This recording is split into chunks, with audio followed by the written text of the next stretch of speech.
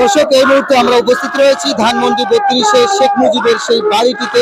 আমরা দেখতে পাচ্ছি যে এই বাড়িটি কিন্তু গতকাল রাতে কিন্তু ঘুরিয়ে দেওয়া হয়েছে বুলডোজারের মাধ্যমে।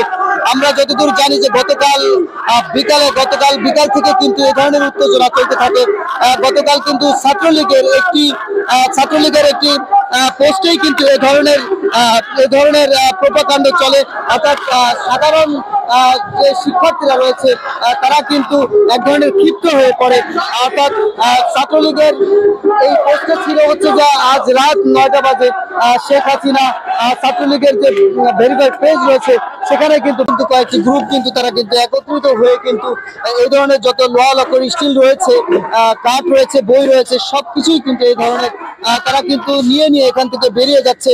আমরা দেখতে পাচ্ছি এখানে একটি দল কিন্তু উপর থেকে এগুলো কেটে নিচে ফেলেছে এবং আরেকটি দল কিন্তু সেগুলো হাতে নিয়ে কিন্তু তারা কিন্তু রিক্সা এবং ভ্যানে ভরে কিন্তু তারা কিন্তু ভাঙাড়ির দোকানে নিয়ে যাচ্ছে। দর্শক, এখন আমরা আপনাদেরকে একটু উপর থেকে দেখানোর চেষ্টা করব। দর্শক, এই সেই ঐতিহাসিক সিঁড়ি যেখানে কিন্তু শেখ মুজিবকে কিন্তু হত্যা করা হয়েছিল, অর্থাৎ এই সিঁড়িতেই কিন্তু শেখ মুজিবকে হত্যা করে ফেলে রাখা হয়েছিল। সেই সিঁড়িটাই কিন্তু আমরা দেখাচ্ছি। আমরা একটু উপর থেকে আপনাদেরকে দেখাবো যে নিচের বর্তমান পরিস্থিতিটা একটু দেখানোর চেষ্টা করছি। দর্শক, একদমই কিন্তু ধ্বংসস্তূপ হিসেবে পরিণত হয়েছে।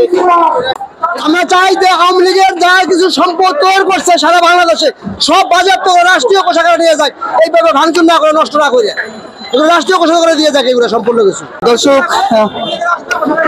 আমরা একজন সাধারণ একজন লোকের সাথে আমরা কথা বলছিলাম।